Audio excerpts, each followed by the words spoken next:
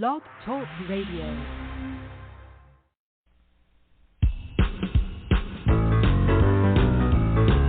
The Alan Alford Sports Talk Show. The Alan Alford Sports Talk Show. Your host is here for the show tonight to interview our special guest. Show highlight. The Alan Alford Sports Talk Show. The Alan Alford Sports Talk Show. Football, basketball, baseball, hockey, soccer, boxing, tennis, golf, and racing. The Alan Alford Sports Talk Show. The Alan Alford Sports Talk Show. Tune in for all the news and scores, reporting on the games and so much more. The Alan Alford Sports Talk Show. The Alan Alford Sports Talk Show. The Alan Alford Sports Talk Show. The Alan Alford Sports Talk Show.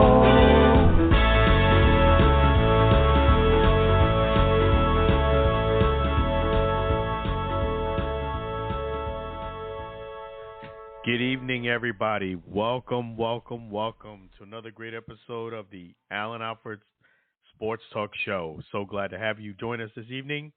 We're going to have a wonderful show for you. Definitely a lot of great things in store. And you have your opportunity to agree, disagree, or just want your voice heard. Feel free to call in at any time during the show. 516-418-5572. 516-418-5572. Always great to hear your voice. Please call in at any point during the show. But we will not have the Alan Alford Sports Talk Show without thanking our wonderful sponsor, Chef G's Florida Barbecue Sauce. So delicious and addicting, you may need a support group. So make sure you check out Chef G's Florida Barbecue Sauce. You can go ahead and visit him at his great location at 301 South 22nd Street, Tampa, Florida. 301 South 22nd Street, Tampa, Florida. If you can't come all the way down to Tampa, it's no problem. You could try out any one of the 4 great flavors: honey mustard, classic, heat wave, and fusion. All 4 delicious flavors and some other great things are available at FLBBQSauce.com. Then it's FLBBQSauce.com. Make sure you let them know that the Alan Alford Sports Talk Show sent to you. And also what we're going to do, Sam Scola was the one who sang the introductory song. Sam Scola out of Maine. If you need a great musician, please reach out to me here at the Alan Alford Sports Talk Show. We'll connect you to Sam Scola, make things happen. Sam Scola wrote another great song. It's a Chef G's Florida Barbecue Sauce song. We're going to play that song for you next. I'll be right back, and we're going to get this show started for you. Here goes the Chef G's Florida Barbecue Sauce song.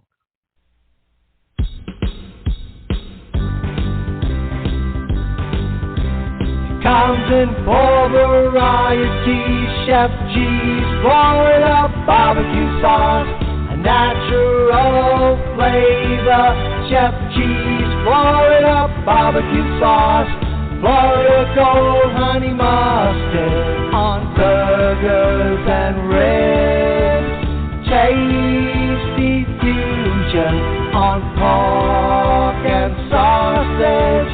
A classic taste for chicken steak tips. A hot heat wave on meatballs and ham. It's a cookout treat. Chef G's Florida Barbecue Sauce. Serve on fish and vegetables. Chef G's Florida Barbecue Sauce. Chef G's Florida Barbecue Sauce. Chef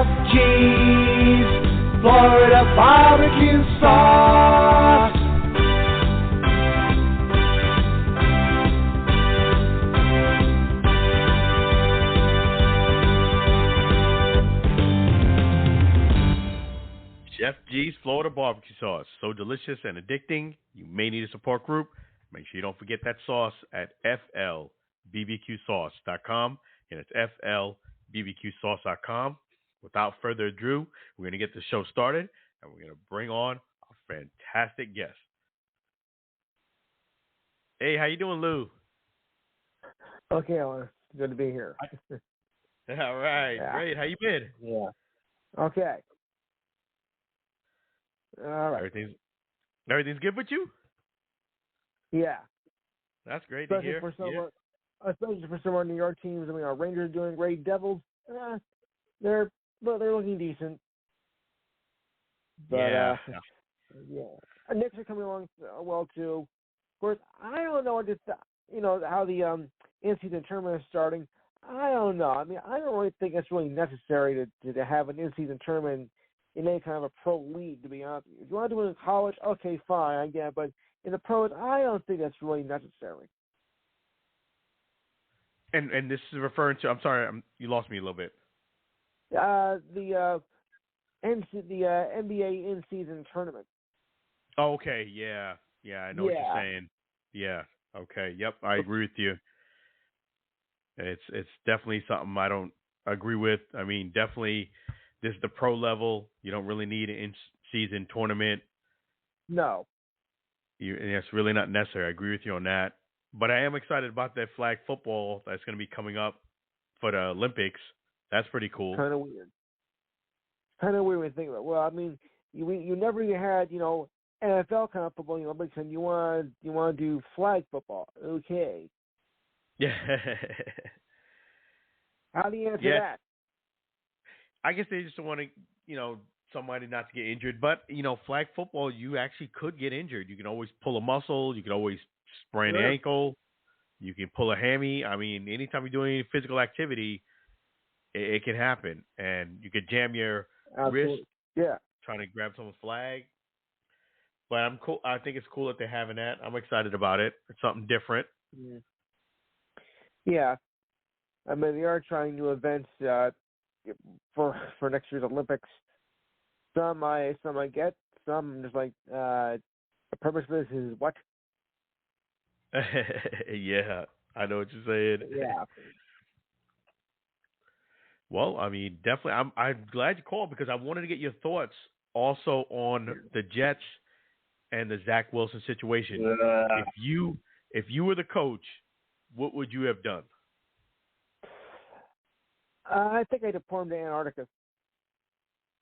I mean, wow. he's not a guy.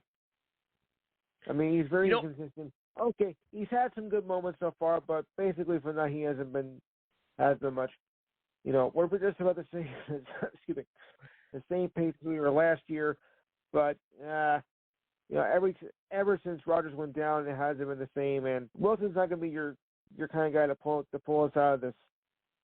They need something better. They need to get a good backup, as well as trying to get a starter. And unfortunately, we have not been well with backups. Yeah, I agree with you. I don't think Zach Wilson is actually that bad. I think he's actually a pretty decent quarterback, but I just think he's a little too young, and more importantly, he's on the wrong team. He needs a coach and a system where they're going to wait a little bit and be more patient with him to develop.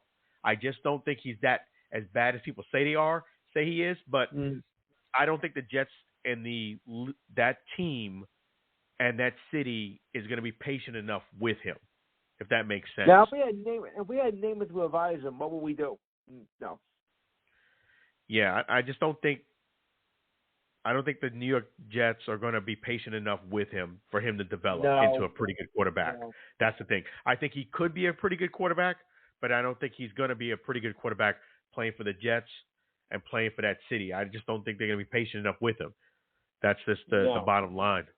They want somebody who's young and can come in there and make a significant impact right away. And I think he can make an impact. I don't think he's actually that bad of a quarterback. I think he's actually got some skills, but I just think he's going to need more development and more patience. And unfortunately, the Jets are not the place to beat him for that. That's what I think. Yeah. I mean, But yeah, I mean, a lot was riding on him, but this is a measure yeah. up. And I don't think he's that bad. I mean, they didn't protect him too great. I mean, it's not all on him. No, you're right about that. Yeah, I mean, there's some blame to go around, but I just don't think the Jets are, they're too hard on him, I think. Well, yeah, you could be right about that. I mean, they are, making it tough on him. But he's got to step up, though. I mean, I think, when it comes to pro level, people sometimes forget people's ages. I mean, he's still 21, 22. He's still a young kid, and you're the NFL starting quarterback of the Jets. I know that's phenomenal, but you still a 21, 22-year-old, But I wish him the best. I feel bad for him, actually, at this point. I kind of feel bad for the kid. Yeah. But I just think so you think the season's over for the Jets? Over? No, I don't think it's over. But that's positive. Make up on it. Yeah, I think that's positive. They can't afford to lose too many more games. No, you're right. You're absolutely right. You can't afford to lose too many games and fall too far behind. They got to mix in a lot of wins from here on in. But I agree with you. I don't think it's over yet. I don't think it's over for most teams in the league right now. It's getting to that point. Well, if you're Chicago, or if you're Chicago, yes. If you're Carolina, yes. Right. And unfortunately, we had those two teams, the two dumpster fire teams, playing in a primetime game on Thursday Night Football. What do you think about that? Carolina and Chicago played last night on Thursday Night Football. Can I spell it to you like this? Yeah. Yeah, folks. I have a lot. Yeah, I have a lot more to talk about that a bit later in our segment, but yeah, there's a lot to unpack on that. But speaking of unpack, I know you got a lot of great things to unpack on Saturday night. What do you got cooking on your show? Okay, well, we're going to discuss, we have a few Major League Baseball awards to mention. We have the Silver Slugger and the Golden Glove winners. The rest will be announced next week because next week is a big week for the awards. So keep do an update on the Heisman Trophy because the list is out now. We'll keep up on the college football playoff ball because there's changes that are being made. There's being changes made every week. Of course, we also got the NBA, NHL. We got wrestling. I also have a NASCAR recap as well. We got somebody taking care of that. Yeah, wow. Next week is a important show because that's going to be our pre-Thanksgiving show. So you might want to stick around for that. 512-543-4662. I'll see it again, 512-543-4662. Remember, we're also available on YouTube. Go to YouTube and type in The Enhanced Sports Show, and you'll see the show in its entirety. Awesome.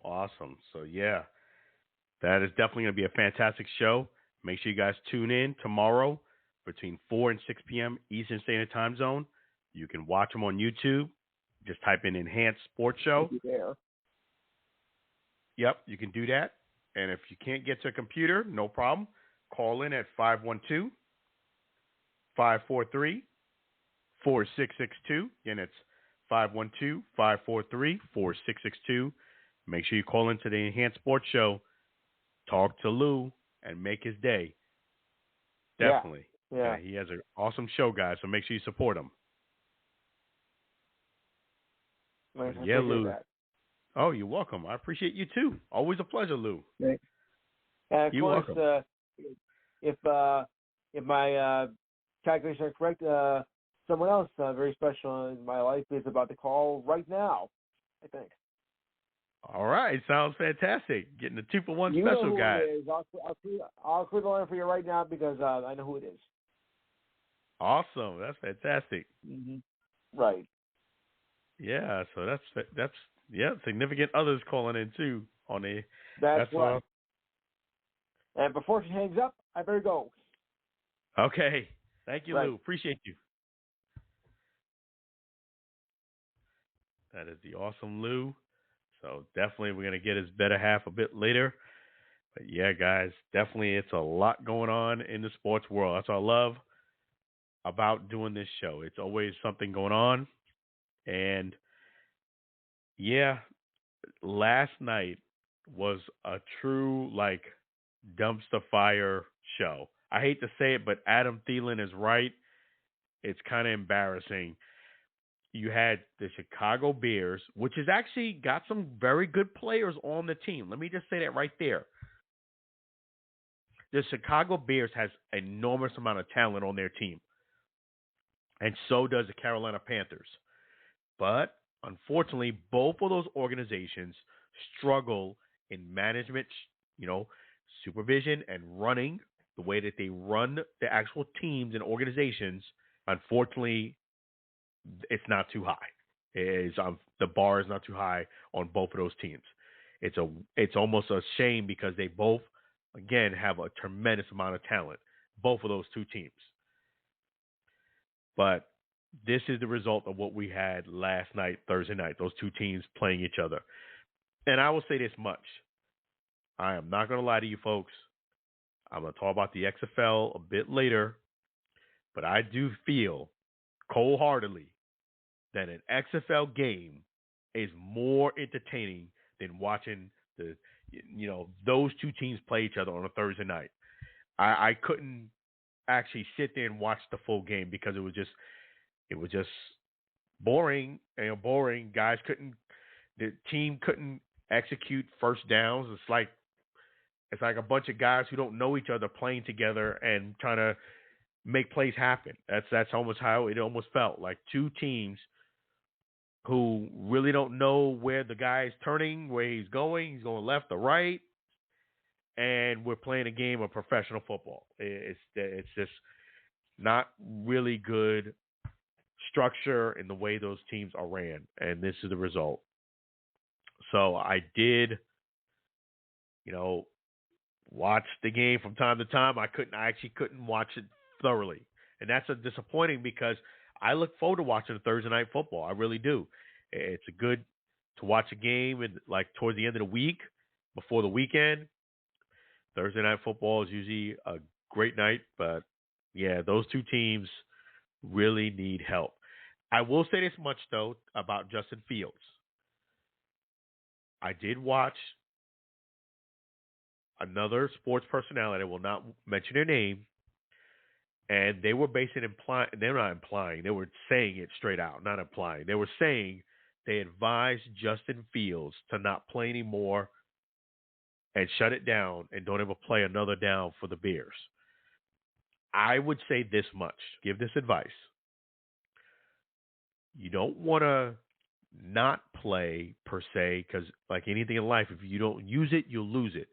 If you don't use your skills in life on the gifts that you're given, they will start to decline. Even if you keep yourself in very good shape, there's a difference between fitness shape and actual game shape. There's a difference.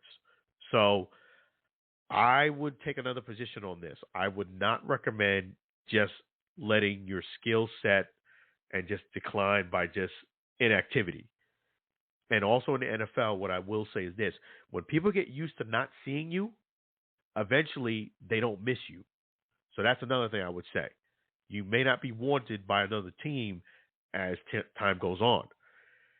And then it's almost like it's unfair. Let's say you get a year and a half of inactivity, 2 years. You start playing, they immediately think that they remember the last time they saw you doing really great.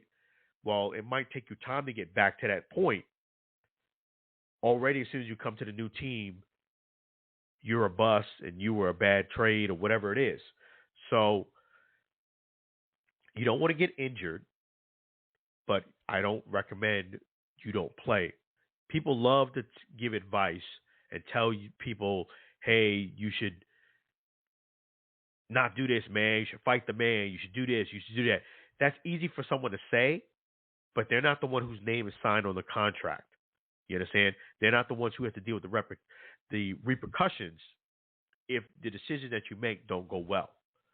So I would say play it by ear. If you're healthy enough to play and they want you to play, yeah, you should go out there. It's always you got blessed financially.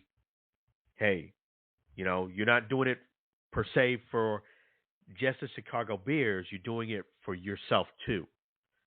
So that's the advice I would give to Justin Fields about continuing to play. I would go out there and continue to stay ready. And if I can play and they're willing to put me in and they want me to play, go out there and play. Don't be reckless. Don't be a reckless abandon. You shouldn't do that anyway as a quarterback. But, yeah, you need to keep your skills up there. You never know. Because when people get used to not seeing you, you might end up not playing for a lot longer than you would wanted to or hope to. So that's just my thoughts on that. But, yes, the other things that I did want to talk about in the NFL is the Bucks. Man. I mean, the Bucks literally made C.J. Stroud, not taking anything away from the kid. Kid's got a lot of talent. I'm not shocked by it, but I'm really surprised that the Bucks made C.J. Stroud look like the up-and-coming and beyond and better, more athletic version of Joe Montana. That's what the Bucks made him look like. Almost 500 yards and 5 touchdowns of offense from a guy who's the first time in the league. And the Texans have very good receivers, but they don't have D-Hop back there where you could just throw it in the vicinity and he'll catch it. He wasn't throwing to D-Hop. Having said that, this is what I told you guys some time back. Where the Bucs struggle is they have very poor pass defense. What I mean by that is they're rushing the passer attack is pretty good. It's not as good as it was last year, but it is pretty good. So if the Bucs basically do not get pressure to the quarterback and he's able to throw the ball, which he is able to do more this year than last year, there is a very good chance that pass is going to be caught. The main thing is the quarterback just got to throw it in the area, and the receiver just has to catch it. But there really isn't going to be anybody who's going to. Number one, it's almost extinct as far as one of the pass defenders actually doing a Deion Sanders and intercepting it and taking it to the house for a pick six. That's ancient dinosaur. As far as them just even picking it, yeah, that's probably not dinosaur, but that's many, many millions of years ago. As far as them even contesting the catch, that's almost non-existent with the Bucs. They very rarely and seldomly actually contest balls. Knock it down, at least. If you're not going to intercept it on us, take it for the house, at least knock them down. That ain't going to happen with the Bucs. They have very poor pass defense. And this reared its ugly head, and I said that before, this reared its ugly head against the Texans. And less than a minute to go, driving all the way down the field and gets a touchdown, where a field goal wouldn't have got the job done. And that's just a poor. Not only it's just poor. This is what I'm afraid of, and what I was afraid of when I said after the Bucs lost the last game that you're going to start to see, and I even said this 2 games ago. But definitely after the last game, not the Texans, the game before the Texans, I'm afraid you're going to start seeing what I've seen for many, many years here prior to Tom Brady getting here is the Succaneers. The Succaneers is not a team of players that really actually do suck, but their mindset is sucking ears. Once the Bucks start getting to a point where they're at 500, they start tanking it because they start quitting, basically. And they go through the motions thinking they're giving all the effort, but they're really not. This is what you get. So now that they lost this game against the Texans, I'm going to say it right now, I normally almost always pick the Bucks. But I'm going to be real with you guys. I'm not going to lie. I don't think the Bucks are going to beat the Titans. I don't think they're going to beat the Titans because I just think that, yes, they have very good rush defense, but I just don't think they're going to have an issue. And, Will Levis has actually gotten really, really good with passing. And they do have D-Hop. So I don't feel as if they're going to be able to do – the passing game is going to be there for Will Levis. And then that's going to eventually open up Derek Thomas. So, plus, not to mention the overlying factor is that the Bucks are back at the sucking ears department. So, I'm going to be real with you. I don't think the Bucks are going to beat the Titans. I'm actually going to go ahead and pick the Titans to beat the Bucks. It hurts me to say that, but I can't lie. And I'll give you the rest of my picks. So I did have the Bears beating the Panthers. 16-13 was the final score on that. And I just mentioned that I am going to go ahead and take the Bucks. I'm going to take the Titans to beat the Bucks this weekend. The Titans, I have them beating the Bucks. Let me repeat that. So for the rest of the games, let me go through them. Colts versus the Patriots. And I have the Colts winning that game. The Ravens and the Browns, that's going to be a very, very good competitive game. But I do think Lamar's going to find a way to pull that one out. I have the Ravens beating the Browns. Hey, don't sleep on Lamar. If he keeps plugging away, he's got an outside shot at getting that MVP again. So if he has a big game against the Browns, that's going to really help out his case. So keep doing what you're doing, Lamar. Balling out. Then we have here the Packers versus the Steelers.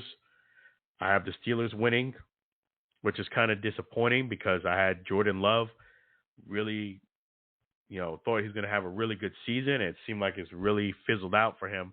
So I have the Steelers beating the Packers. I have the 49ers and the Jags. It's going to be a very, very, very good game. I'm curious to see how this one plays itself out. But I do feel as if the 49ers are going to break the slide and win.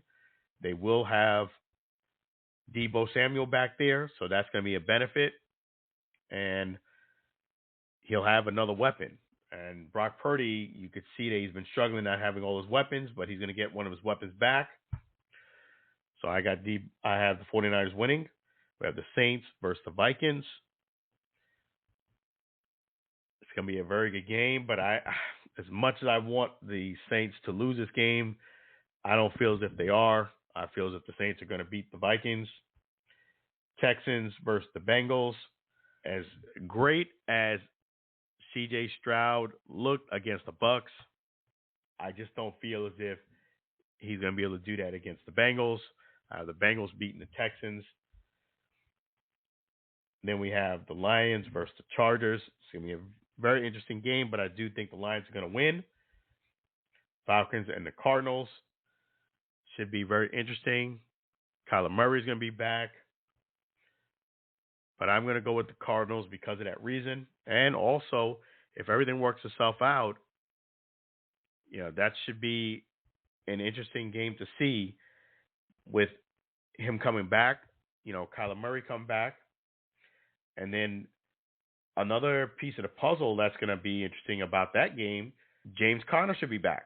James Conner. So 2 of their stars should be back. I know it's the first game back, but hey, better late than never. So we have the Cardinals. I have the Cardinals beating the Falcons.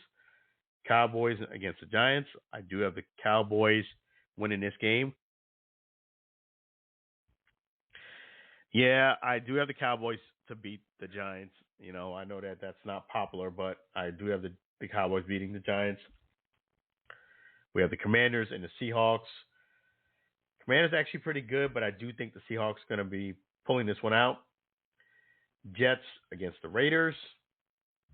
I like what I'm seeing with the Raiders. They got some new life there, so I think they'll beat the Jets. Glad Lou is not on the line right now, but I do think the Raiders will beat the Jets. And then finally, last but not least, we have the Bills versus the Broncos. And the Bills better make sure they step up the game because the Broncos' defense is really solid. So I do think the Bills, because Diane is a big Bills fan. I believe in her Bills to beat the Broncos, but they better step it up because Broncos defense is really good and they're starting to figure things out there at Denver. So you better go ahead and get this win while you can. So I have the Bills beating the Broncos. So that is the Week 10 predictions. And let me give you also the Thursday night prediction, which will be the Bengals versus the Ravens. And that's going to see. They came back strong. That's going to be a great game. Whew. It'll be a tough game. I love what the Ravens do in defense, but I do think the Bengals are going to beat the Ravens. I think the Bengals have found their stride, so I have the Bengals beating the Ravens. Should be a great game. And I'm going to go ahead and give you guys news on the XFL and USFL potential merger. This is a big topic. Let me just tell you that right now. What's going to happen? I thought they were going to make their announcement on Monday, the 13th. Now it's really, I'm not so confident. It's really anybody's guess as to what's the announcement's going to be and what's going to happen, because this is past the date that they really scheduled, both on the USFL side and XFL side, for some of their special events for home for people who sign up for season tickets. But what I will say is this, as far as this merger is concerned. First, they went from, let me just give you two scenarios that happened. Let me simplify it. With this merger, what they said initially was they was going to put, this was from an inside source, allegedly, was that they were going to keep all 4 teams from the USFL side and only 4 teams from the XFL side. Okay, that was the first big potential kind of like insight. That stood for weeks. Then I heard through a very, very good inside source that no, it wasn't going to be that type of split. It was going to be a 10-team league, 5 teams from the XFL side, 5 teams from the USFL side, total of 10 teams. That would mean that the XFL was going to lose 3 teams and the USFL was going to lose 3 teams too, making a 10 total team merger. Now I'm hearing, and that was supposed to hold true, and they were supposed to make an announcement on the 13th. Well, a few days ago, I heard from that same insider source that, so the insider source went from the 8 USFL teams to the 4 to 12 teams. Then he confirmed kind of like what I've heard through a source. Now we're back to 8 USFL teams, 4 XFL teams. So I don't know which way this is the wind's going to blow here, but I will say this much. Before it becomes official, I'm telling you this on November 10th at around 10:04 p.m. Eastern Standard Time Zone.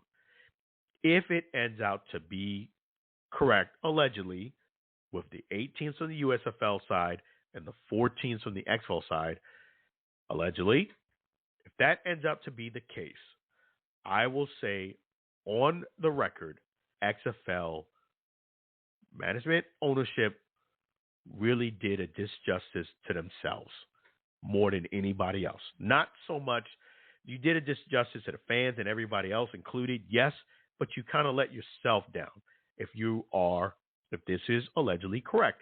The reason why I say that is because to me, the XFL had the far superior product. I'll repeat that. To me, the XFL has the far superior product. No disrespect to the USFL. No disrespect to their fans, their organization. And if this merger goes through, I'm going to have to work with the USFL too. But comparing as a person who just following along football and watching and seeing what's going on, the XFL to me had the far superior product. And I will break down to you why. Number one, their production on the XFL side and the actual gameplay and the product people used to see was phenomenal. It was flat out phenomenal. It wasn't gimmicky. It was actually very good, fast-paced, outstanding football. Okay? It was flawless. I was very, very impressed with the way the production was. Number two, the XFL actually played games in front of their home fans. You wanted to see a game in Orlando, you went to Orlando to watch the Guardians. You wanted to see a game for the DC Defenders, you went to DC and their stadium and watched them in DC.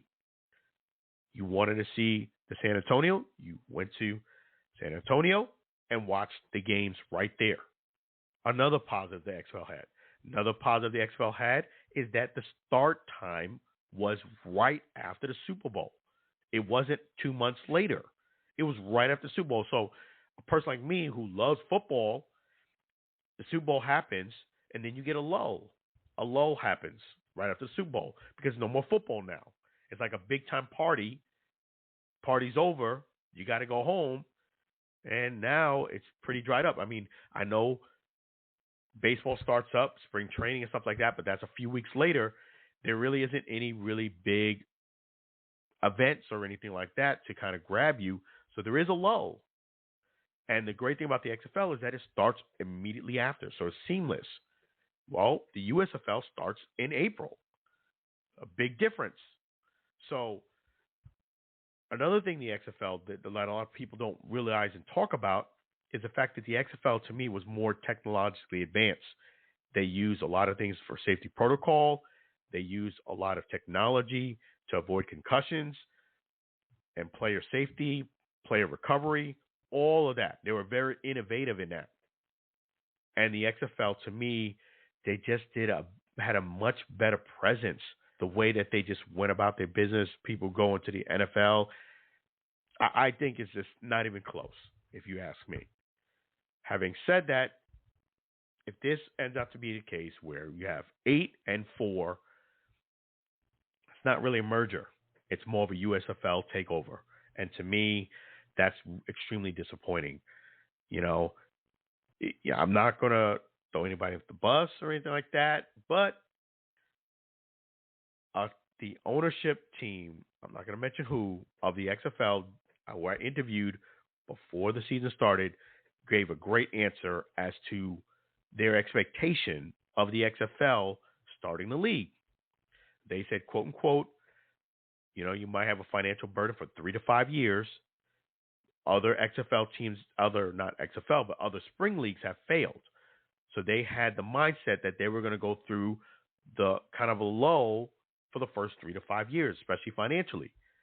Well, after 1 year, you did very, very good as far as building up fan interest. Yes, you didn't get a lot of money per se. It was a loss, but you yourself said that it was going to be a loss. And then to flip that and to just hand over the keys to the USFL is just disappointing. So I hope that this is not correct, where it's 8 and 4, but I don't know at this point. I don't know. If it ends up to be the second case scenario, which I heard, which is going to be 5 and 5, and then more of the things going to lean towards the XFL, yeah, then I feel like it's a real merger. But this, as a person who covers the media and the XFL, this month, we're going past a month now. It's like 45 days. It's been tiresome and just, you don't know. You don't know what the rumors are. They keep swinging like a pendulum. I can't tell you where this ship is gonna stop at. But I will say, if allegedly it's true, 8 teams and 4, I'm still gonna support the league. But I would say it's a major, major, major disappointment from the XFL side. I mean, you just basically handed them the keys to the office after working your tail off, after building up a great product. You just said, hey, you know what? I'm going to lay up for you. And that's what you're going to do if it's 8-4. And I don't know how this is going to play itself out. I am hoping, since it's not technically the 13th till Monday, that it is the 5-5, and most of the rules are going to be done using the XFL. Then you feel like it's a real merger. If it ends up being the other way, which is coming across to me like, hey, I got tired of losing money, I'm not really feeling this, and I'm just going to just hand it over to them. And if that's the case, then so be it, but it's a major disappointment if that ends up being the way it plays itself out. I'll say it like that, and I will have more to say about this when it becomes official, but I really hope for sanity-wise and for the fan-wise, season ticket holders, people connected to the league, that they make a decision either way. Just make a decision. This is aggravating, not knowing what's going on, or at least have some guidelines as to what you're going to get approved or what's in the works of getting approved. I feel like they have to come out and make a statement, say something. Say something. Say something. If it's not official yet, at least say this is the parameters of what the deal is going to include. Not official, but this is the parameters. This is what we're looking at. This is what's on the table. Say something. Please. I just want to get some news. If it is 8-4, which is much, I hope it doesn't work out to be that way. I would love to hear the 5-5, or at least something that's somewhat like a merger rather than a takeover, but we will see. Congrats to all the guys who committed to play for the XFL, whatever team you want to play for, the USFL. You still made it. So congratulations to all you guys.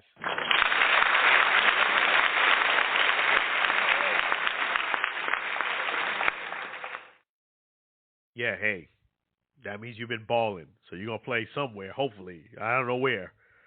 But you made it. And definitely, if you guys haven't seen it already, check out our great interview with Jarvis Courtney Sr.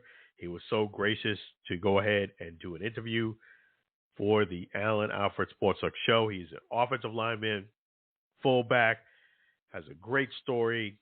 Him and his son, Jarvis Courtney Jr. It was a lot of fun doing that interview. It was great meeting Jarvis. I hope to follow him and beyond. But I'm hoping that he makes it. There's some other great interviews I'm going to bring to you guys. But thank you, Jarvis Courtney Sr., for joining us on the Allen Alfred Sports Talk show. We aired that interview on social media. If you haven't seen it already, check out our YouTube channel at Allen Alfred Sports Talk Show right there on YouTube. Thanks again, Jarvis.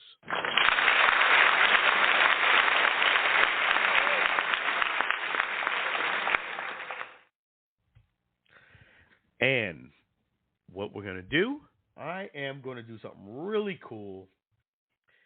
I did, my analysis of this. We're going to shift gears and talk some NCAA regarding the Colorado Buffaloes and their season so far. I was able to watch all the games this season, and I'm going to give you my unbiased opinion as to what I observed for the Colorado Buffaloes, what's to be expected, what has gone great, and beyond. So we're going to play a quick song here by Sam Scola. Sam Scola sports team song. Again, if you want to sign Sam Scola, please reach out to me at the Allen Alfred Sports Talk Show. I'll connect you to Sam Scola. We will go ahead and make things happen where you can sign them up. And here's a sports theme song by Sam Scola. We're going to take a little break. I'm going to come right back and give you my full analysis on the Colorado Buffaloes and their season so far, unbiased observation. You're going to get it all on the Allen Alpha Sports Talk Show, Sports Theme Song by Sam Scola.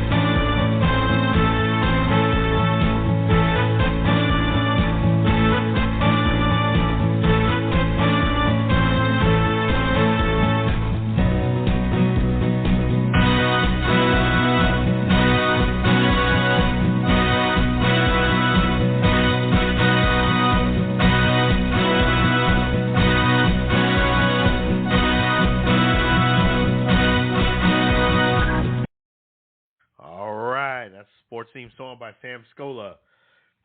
So I'm going to break down what is some of the great things first and foremost about Colorado Buffaloes and their season so far. Well, definitely the marketing that Coach Prime has done and crew and beyond has been phenomenal. I mean, they have really put the Colorado Buffaloes on the map. You know, you definitely see all their games on primetime TV. And on top of that, this team won one game last year. So to go from everybody just overlooking you, which you can't blame them for doing that, you're getting plenty of social media attention, plenty of interviews, and beyond. So that's the great thing about Colorado Buffaloes now.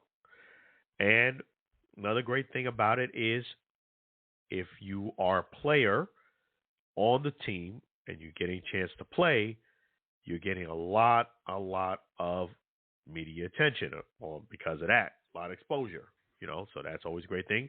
Another great thing is they won, as I mentioned, one game last year. They have already won 4 games. So that is more than double the production, triple, in fact. So that's another positive. Another great thing is with the Colorado Buffaloes, too, they had bad culture. You can almost see it when Coach Prime showed up and they had their first introductory meeting. The culture, I could just see it on their faces, was pretty, to say really bad. The Succaneers make them look good. That's how bad. What I mean by bad culture is nobody cared about winning. They were okay with losing every game. And sometimes when you have a situation that's that toxic, you might need to clean house to change it because, negativity spreads like wildfire. So those are all the great things. And there's some more, but those are the major ones. And now for kind of like the constructive feedback and room for improvement, I would say. First things first, where there's room for improvement is definitely on clock management. When you are down, I said this before, and they lost games because of this. When you are down by 2 scores in the fourth quarter, you have to play with a sense of urgency. You cannot line up and stroll up to the line and take your time. You don't have that luxury. You're down by 14, not up by 14. And you shouldn't do that lally-gally if you're up by 14 anyway, but definitely not when you're behind by 14. You have to move more like a hurry-up offense, okay? where the guys get to the line quickly, snap the ball, run the play. Repeat the process over and over. You have to move with a sense of urgency. A lot of times they're behind in the fourth quarter and they're just lally-gallying around. You know, you have to move. Okay? There has been some poor coaching. I hate to say it like this. Poor situational coaching. I should clarify that. Poor situational coaching. When you have less than a minute and you're at the 5-yard line, okay, and there's only a minute or so into the quarter or the half, the other team had 2 timeouts. You have to run the ball. You run the ball for a reason. You're backed up by the 5-yard line, okay? You have less than a minute to go. Realistically, you're not going to move the ball all the way down the field to score. So what you have to do at this point, you have to make the other team force them to burn their timeouts. Okay? How do you do that? You run the ball. You run the ball. If you don't get but a yard or 2, if you get 3 yards, you run the ball. You force them to call a timeout in case they want to get the ball. You know, let's say they make you go 3 and out. And now they know they're going to get good field position. You're making them, forcing them to use their timeouts. So by the time they get the ball, there won't be any time for them to come back and score. No, what did they do? They threw 2 passes, which were incomplete, and then you ran the ball. They called a timeout. You ran off almost no time on the seconds of the clock. Here comes the kick. The kick was only like a 20, 25-yard kick. And guess what? Instead of you going into halftime down only 7-3, went down 14-3. It's poor coaching. And I'll give Coach Prime credit. He did own it, but that's basic stuff. You force them to use their timeout. Situational understanding, situational time clock management. Okay, I go back into to halftime down 7-3, then be down 14-3, and not only that, it felt like you should have been down 21-3. They were dominating. So for you to go down only 7-3 at halftime, that's a win. Okay, we've established over the last couple of games that the offensive line is really subject. And how do you do that? How do you fight that? Well, you shorten up the routes and throw quick passes. And guess what? That was working. You were throwing quick passes. Shedeur wasn't getting a hit. You did it for a drive, and then you went away from it. That's how you stop a rush. Not only did you go away from the short, quick passes, you stopped running the ball. So you have to implement that. Don't give up on the run game when you don't have much of an offensive line. Run the ball. Hey, not only that, and more importantly, throw short, quick passes. Especially if it's working. And with Shedeur, he's taken too many hits. Having said that, he's taken too many hits. I mean, I don't know if this guy's going to be able to make it the way he's getting hit. He's just taking too much punishment back there. So, short passes, run the ball. Don't abandon the running game.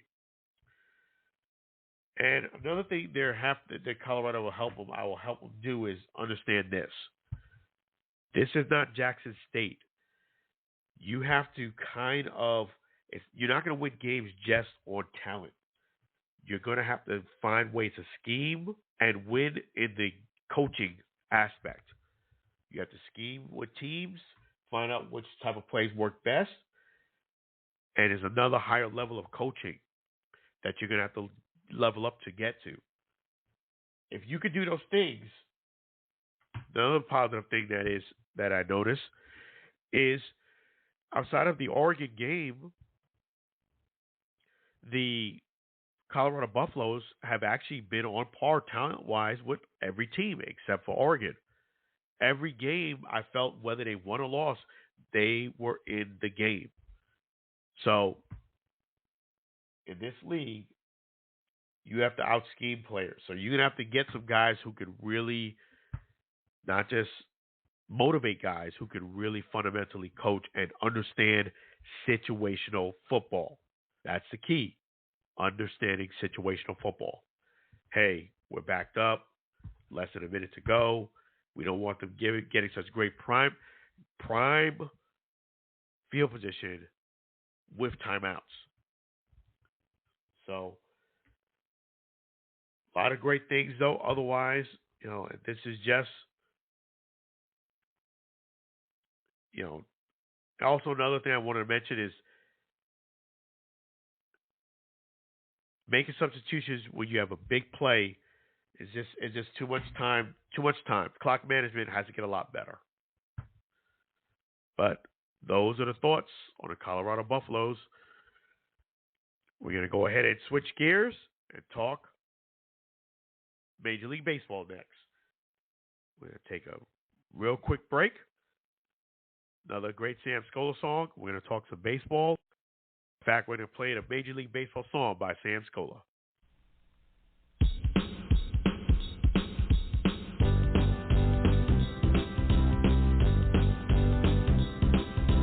Major League Baseball, the players get ready to play. Major League Baseball, a new season on the way. It's spring training time, the rookies come to camp, competing for a job to try and make the team. Major League Baseball, the pitchers and catchers are here.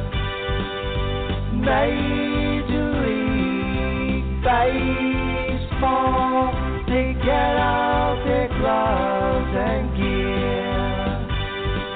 The players take the field, batting practice begins, hitting a home run. Exhibition games have begun.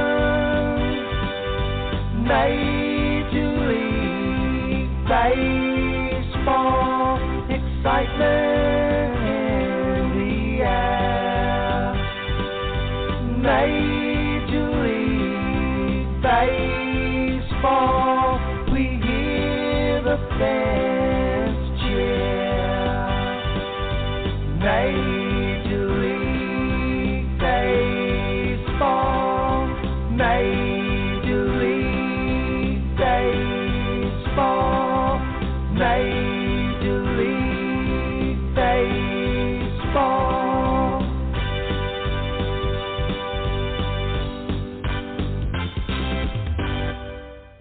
Yes, Major League Baseball by Sam Scola. Really appreciate you, Sam Scola.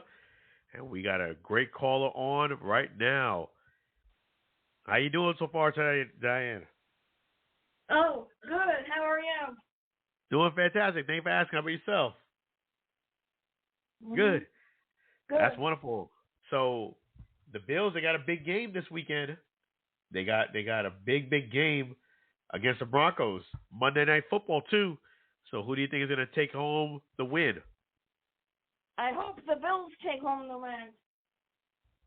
I hope so too, but I don't think that game is going to be as easy as it would sound to be. The Broncos have been playing really well, especially their defense. How do you think the Bills are going to do against their defense? I don't know. We'll have to wait and see.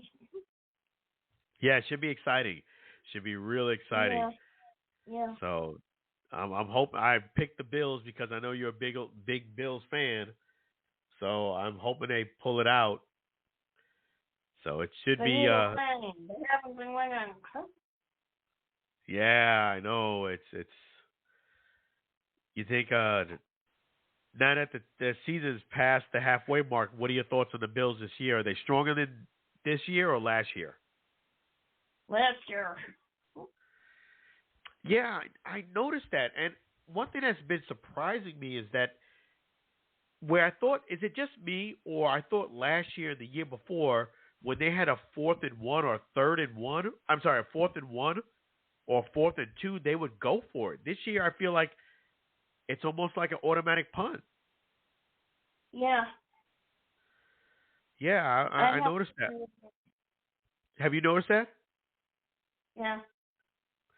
Yeah, it's surprising. It's they just 4th and 1 or 4th and 2, they just automatically punt it. I'm like, that shows that you don't have much confidence in your team. Yeah. But I feel like they're gonna turn it around on a big game, Monday Night Football.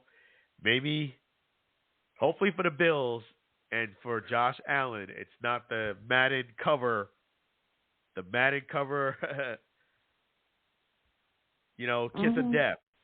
Hopefully it's not. Yeah. Yeah. But yeah, you got a great show coming up tomorrow. You excited about it? Yeah. Yeah, it should be a great time. I'm looking forward to it too. But definitely, I'm so glad to hear from you. It's always awesome to hear from Diane on the Allen Alfred Sports Talk show. It's been a little bit of a break, so I'm glad to hear from you again. Oh, thanks.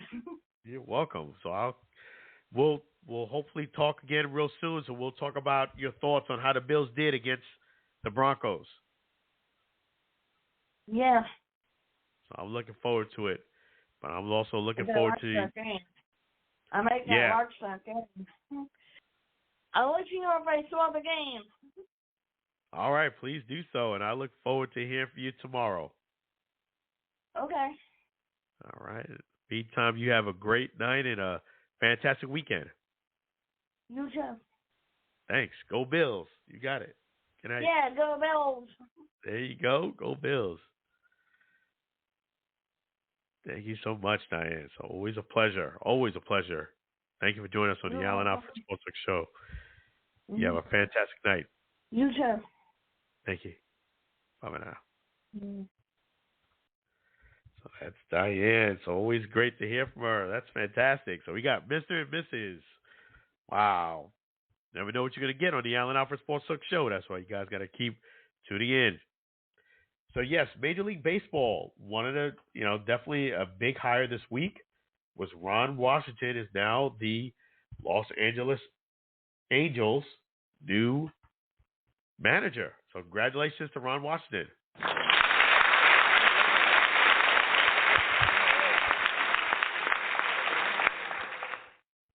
Yeah, that's an awesome hire. I'm glad to hear from Ron Washington again. I thought his coaching days were behind him, but it's always a pleasant surprise to hear from Ron Washington. I think the Angels are going to do great with him. And I think Shohei Ohtani, maybe he should stick around, Give Ron Washington a chance. Give him an opportunity. We shall see. He's now the manager of the Los Angeles Angels. So I definitely hope to catch up with Ron Washington to get his thoughts on being back in the dugout. So that should be really cool. And there was an opportunity, allegedly, that was offered to Torii Hunter. That opportunity was to be the first base coach. Torii Hunter, allegedly on his podcast, declined the opportunity. And the question is, should Torii Hunter should he have taken the offer to be the first base coach? Let me think about that for a moment. Yes. Yes, he should have taken that position. Yes, yes, yes, yes, yes, yes. Did I say yes? I think I said yes. He should have taken that position. Okay. Let me explain to you why. Okay. Typically, you don't just go, even if you're a great player, this is not the Billy Martin type days, but typically, or Lou Piniella type days. I'll talk about Lou Piniella a little bit, but typically those days are behind us where you're just a player, if you did great, and then you go right to the being manager.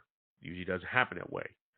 The main thing that Torii Hunter needs is a few things, being the first base coach. Number one, he would have gotten better insight in how coaching really works in the Major League Baseball system. When you're first base coach, one of the things that you do a lot of is networking on the field, networking with other coaches from other teams, networking with media, networking within your own team, networking with players.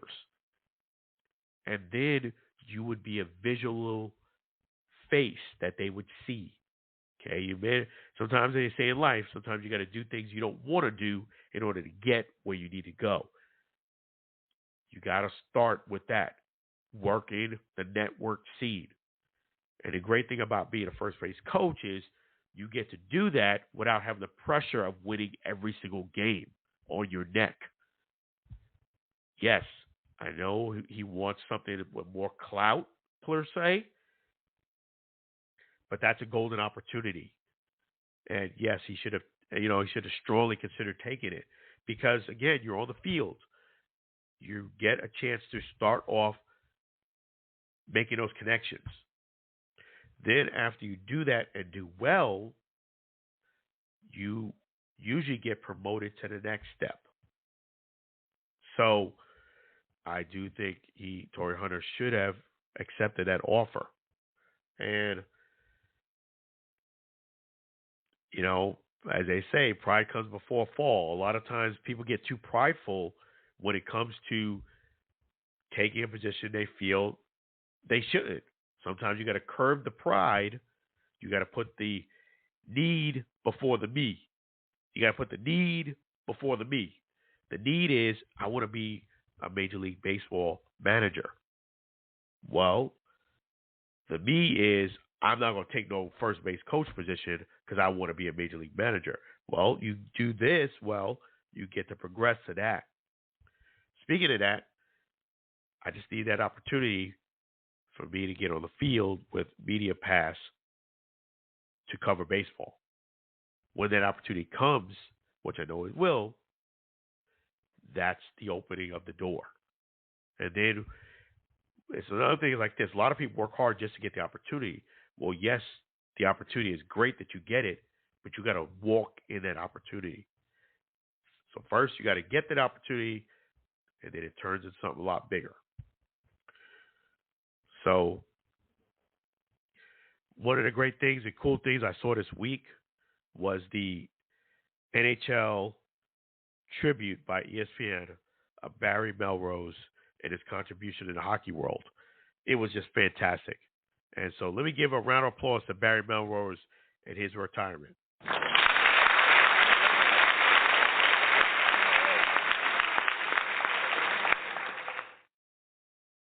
I do know that his retirement is connected to health reasons, and I won't go into details about that. You have to do the research on yourself. I know what the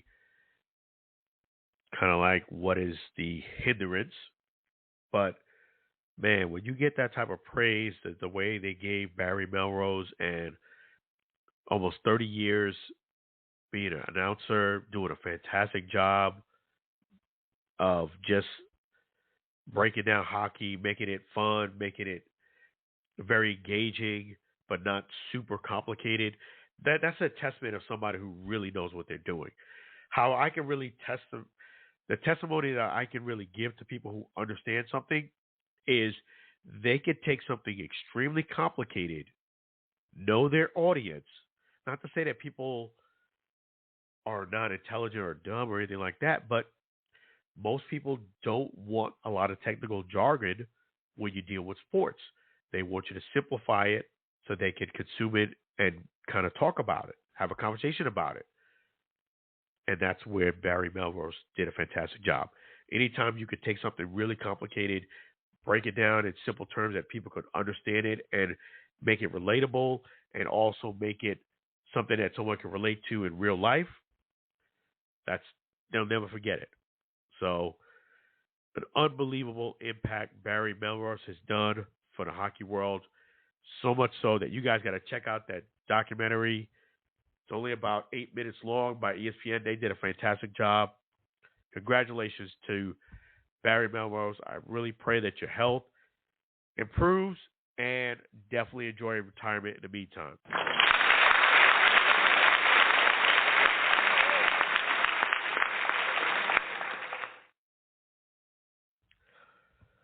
So we're going to shift gears and talk about one of the big news that happened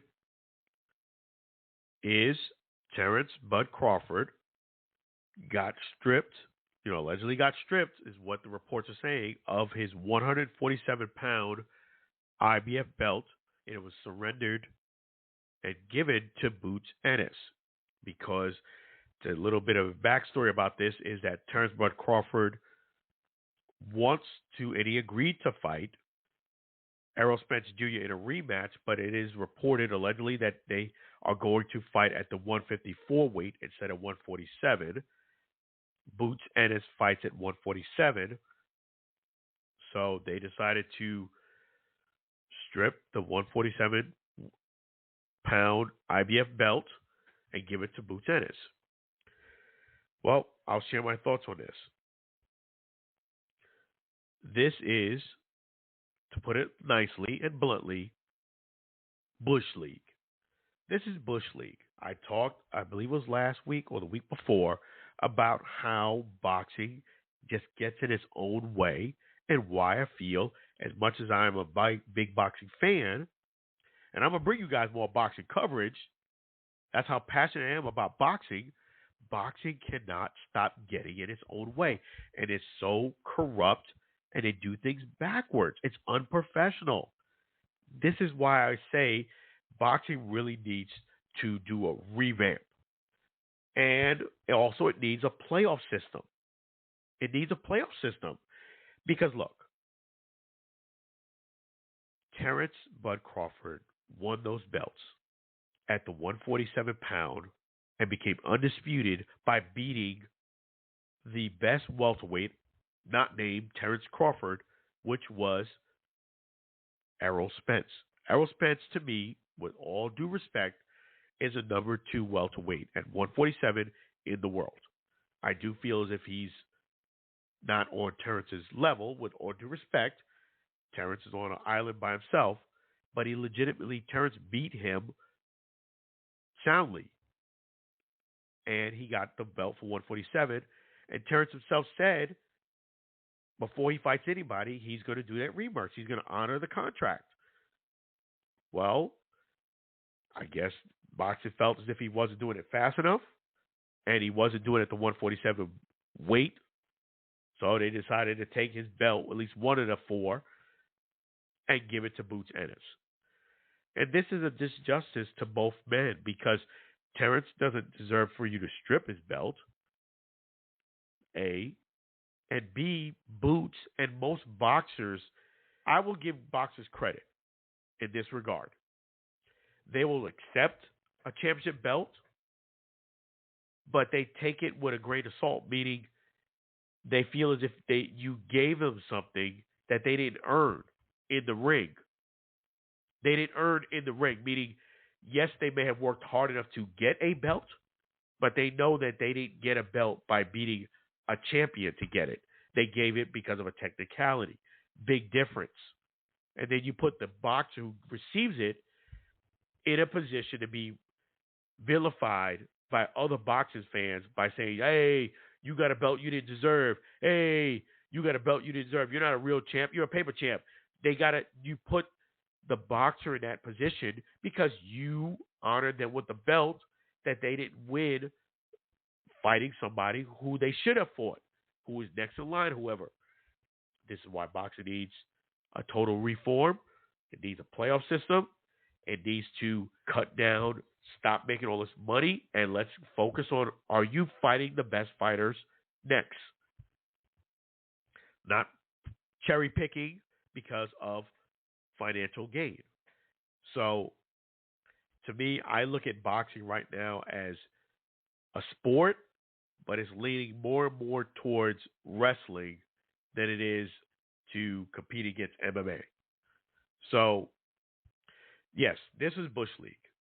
They should have not stripped Bud of his belts. And Boots, with all due respect, should not be honored with a belt that he didn't deserve. And most boxers would say the same thing. Why you give me a belt I didn't fight and earn in the ring? Think how hard it would be for Boots Ennis to actually fight a Terence Crawford and beat him in the ring. And I said it with all due respect. But to me, Terence Bud Crawford is the best boxer right now in the world. Yes, I do think he would beat Boots Ennis at 147, 154, whatever weight class you want to put it at. But this is not even about Boots Ennis getting beat. It's about boxing really needs to look himself in the mirror and say, yo, we just stripped a guy who just gave us a phenomenal fight with a lot of risk, and we reward him a few months later by stripping one of his belts because he's not fighting, I guess, right away, or at least at the 147 weight, which we all knew that before he fought Errol Spence, that it was a good possibility they were not going to fight at the same weight. So this is why boxing just gets in its own way. Another example, and I've seen other boxers, not even using this example, I've seen other boxers get belts by technicality, and they feel the same way. Like, hey, you put me in a position where I got to take all these insults and these disses by boxing fans. Boxing fans love to diss you, but you've now put more on my plate because you gave me a belt on a technicality. So boxing, you need to clean up. If you want to find some ideas and we can brainstorm together to make the sport better, make it more competitive, make it so it's less of this left-right, up-down scenario, reach out to me at the Allen Alfred Sports Talk Show. I'd be glad to break it all down for you. But yeah, very disappointing. And I will say one thing that's not disappointing, though, is eating some great barbecue by Chef G's Florida Barbecue Sauce. I'm going to let you guys know that before I go into Chef G's song, I'm going to let you know that Lou Piniella deserves to be in the Hall of Fame. Please go down to the Tampa Bay Baseball Museum. They just now put a petition that you can put that sign right there at the front, that you have the honor of signing and supporting Lou, because we do believe Lou deserves to be in the Major League Baseball Hall of Fame. I will be there myself tomorrow, supporting Lou, signing that petition right there in the museum. You guys need to do it too. And having said that, I want to thank Chef G's Florida Barbecue Sauce. So delicious and addicting, you may need a support group. Make sure you check out Chef G's at 301 South 22nd Street, Tampa, Florida, or you can try any of his 4 great flavors right there at flbbqsauce.com, flbbqsauce.com, Fusion, Honey Mustard, Heat Wave, and Original. And we're going to play another great song by Sam Scola. If you need a big-time musician, don't forget to reach out to me here at the Allen Alfred Sports Talk Show. I will connect you to Sam, and we will make that happen. Thank you, Sam. Thank you, Mary, his beautiful wife, Darren Maid, the Chef G's Florida Barbecue Sauce song here on the Allen Alfred Sports Talk Show.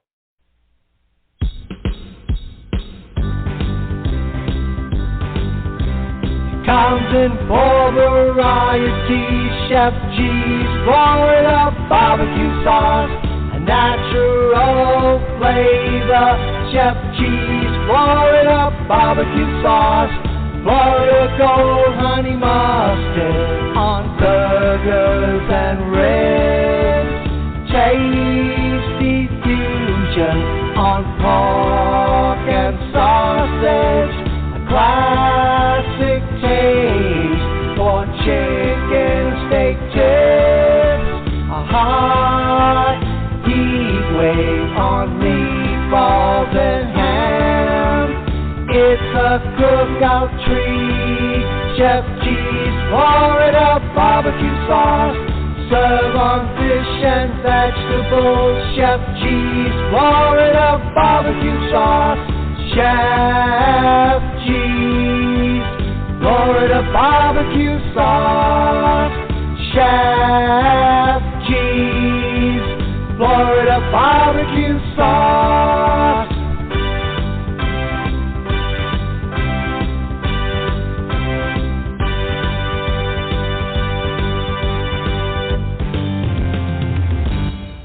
Chef G's Florida barbecue sauce. So delicious and addicting, you may need a support group. Make sure you check out Chef G's Florida barbecue sauce at flbbqsauce.com. Again, that's flbbqsauce.com. Wonderful, wonderful sauce. Thank you, Chef G's. Thank you to all our great listeners. Definitely listening and supporting the Allen Alfred Sports Talk show. Appreciate you guys. Appreciate your comments and likes on social media. Really appreciate that too. And appreciate the businesses that reach out to Allen Alfred Sports Talk show as well. Love all of you guys. Really appreciate you all. Want to thank our great callers of Lou and Diane. Really appreciate them. Make sure you guys listen to their show, the Enhanced Sports Show, between 4 and 6 p.m. Saturday. That's tomorrow, Eastern Standard Time Zone. Really appreciate you guys listening to another great episode of the Allen Alfred Sports Talk show. Want to give you our phone number so you can be part of the next show, 516-418-5572, 516-418-5572. Enjoy and have a great Veterans Day weekend. Really want to thank anybody who has served or connected to the military. Thank you, thank you, thank you for your support. Thank you for your service. Really appreciate you all. Thank you all for joining the Allen Alfred Sports Talk show. Going to end this show with another great Sam Solis gong. You guys have a great weekend. Be blessed. Be well. Take care of yourself. And until we meet again.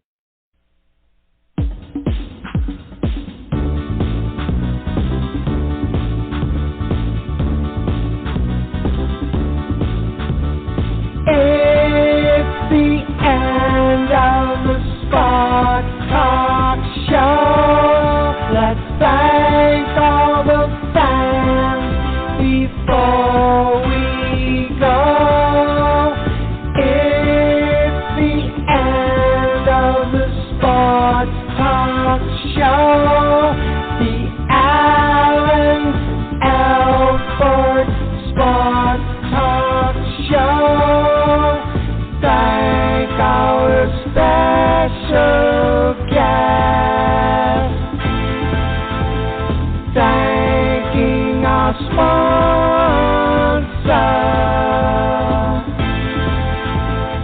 It's the end of the Sports Talk Show.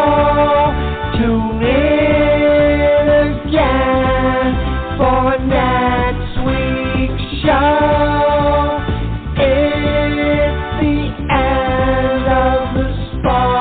Talk show, thanking our host before we go. It's the end of the Spot Talk show. It's the end of the Spot Talk show.